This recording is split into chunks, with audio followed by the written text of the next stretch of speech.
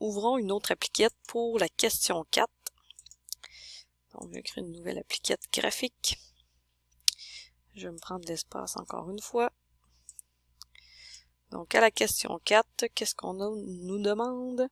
Donc, on définit d'abord la fonction qui est 2x plus 1 multiplié par la racine de x plus 1 et le tout divisé par 4 moins x2. 4 moins x à la 2. Parfait. Donc, la fonction est bien définie. Encore une fois, vous pouvez ajuster votre zone graphique si vous voulez bien voir la fonction, de voir de quoi elle a l'air. On demande de faire les calculs nécessaires pour déterminer le domaine et les zéros de f. Donc, d'abord, les zéros de la fonction, c'est lorsque la fonction vaut 0. Donc, c'est tout simplement de résoudre une équation. Je veux résoudre l'équation lorsque f de x, f de x égale 0. Donc, les zéros de fonction, j'ai moins 1 et moins 1/2. J'ai un petit symbole d'arrondi. Ça veut dire qu'il y a eu peut-être un arrondi qui a été fait. Si je vais chercher les valeurs, non, moins 0,5. Fait que moins 1/2, c'est correct. Fait que moins 1 et moins 1/2, donc 2 zéros de fonction. Et ça semble être à ce point-ci là que j'ai mes zéros de fonction. Si je vais essayer de zoomer un petit peu, donc on voit bien que la fonction croise 2 fois l'axe des x. Ensuite, pour trouver le domaine, donc cette fonction-là est définie sur quel intervalle. Pour trouver le domaine, donc si on regarde, on a une racine. Fait qu'il faut d'abord que notre racine soit positive. Donc, on doit absolument avoir que sous la racine, donc le x plus 1, doit être supérieur ou égal à 0. Comme ça ici, x plus 1, plus grand ou égal à 0. Ça nous dit alors que x doit être plus grand ou égal à moins 1. Donc, on le sait que notre domaine va commencer à moins 1 vers l'infini. Mais on a aussi une division. Donc, il y a peut-être une possible division par 0. Je vais aller aussi résoudre dénominateur égale 0. Donc, 4 moins x à la 2 égale 0. Quelles sont les valeurs qui font que le dénominateur égale 0? Moins 2 et 2. Donc, ce sont deux valeurs à exclure du domaine. Donc, tantôt, à la fin de l'appliquette, on va aller créer une zone de texte. Donc, on pourra aller écrire ça de façon plus mathématique. D'abord, que nos zéros de fonction sont moins 1 et moins 1/2, que notre domaine est de moins 1 jusqu'à l'infini, en excluant moins 2 et 2. Et ça a de l'allure avec ce qu'on a comme représentation graphique. Ensuite, on nous demande de déterminer les équations des asymptotes. Donc, les asymptotes, on se souvient, d'abord, les asymptotes verticales, c'est les points possibles où est-ce qu'on peut avoir des asymptotes verticales, c'est les valeurs qui font que le dénominateur est nul, donc qui annulent le dénominateur. Donc, les deux valeurs possibles pour nos asymptotes seraient moins 2 et 2. Par contre, il faut aller vérifier. Il faut aller vérifier est-ce que la limite pour ces deux valeurs tend bel et bien vers l'infini, il faut vérifier. Donc, on va aller faire limite à gauche et limite à droite pour les deux valeurs. Donc, je vais aller faire lim gauche pour commencer de la fonction f de x et de la valeur moins 2. Donc, limite à gauche de la fonction f de x et de la valeur moins 2. Elle n'existe pas, bien entendu, donc je suis allée rapidement. Moins 2 n'est même pas dans notre domaine, donc il n'y a rien à aller vérifier. Donc là, on a dit que le domaine, c'était de moins 1 à l'infini. Donc la valeur moins 2 est déjà à exclure. Fait que je vais aller faire la même chose, mais avec la valeur 2. Celle-ci est vraiment dans le domaine. Ben, en fait, elle n'est pas dans le domaine, mais on peut faire limite à gauche, limite à droite, là, mais elle nous intéresse pas.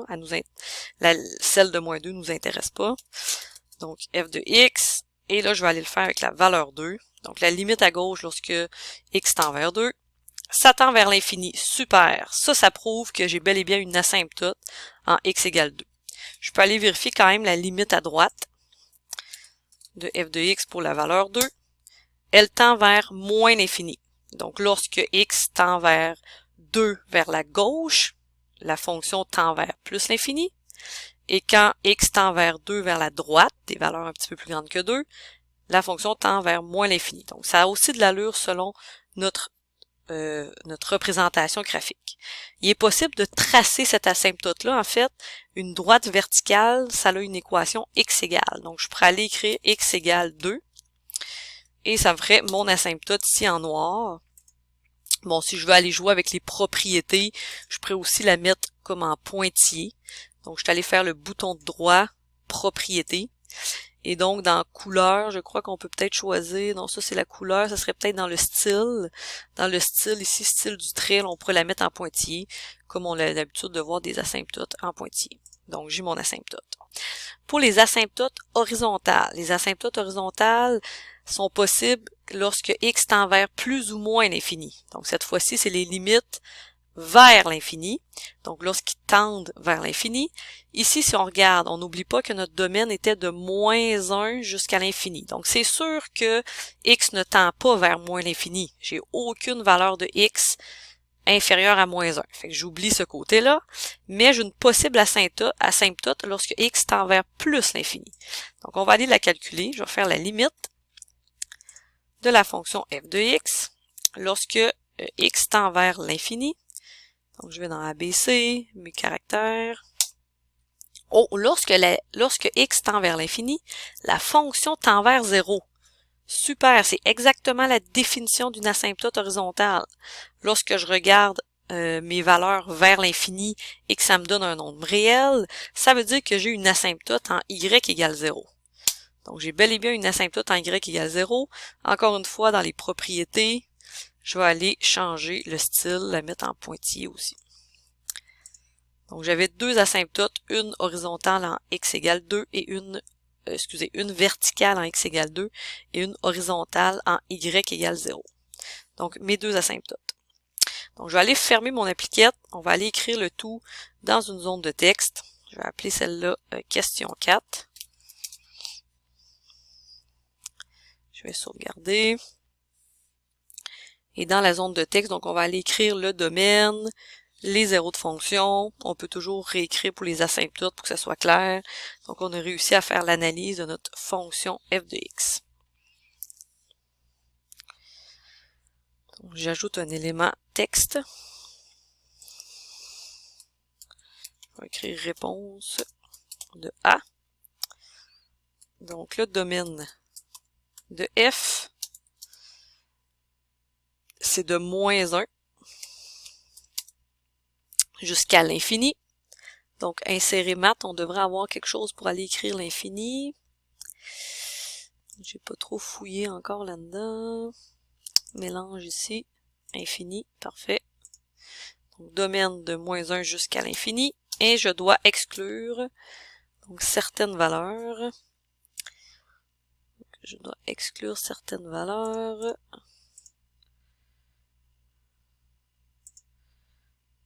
Je cherche ma barre oblique. Je sais pas si je l'ai. Ici, donc j'exclus la valeur 2 en fait. Je vais juste exclure la valeur 2. On le sait que moins 2 n'est pas dedans. Parce que la valeur, ça commençait juste à moins 1. Fait que c'est le domaine. Les zéros. Donc, j'ai deux zéros.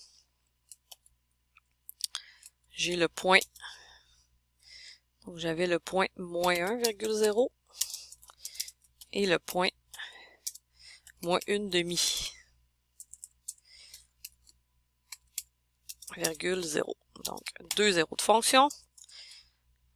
J'ai une asymptote verticale en x égale 2. Je suis allé le vérifier avec mes limites.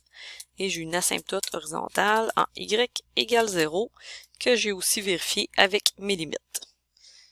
Donc, ça ferait le tour de ce qu'on a besoin. Je ferme ma zone de texte, je sauvegarde. Et donc, ce que je vous demande, c'est de faire exactement la même chose pour la question 5. Donc, la question 5, je la laisse compléter.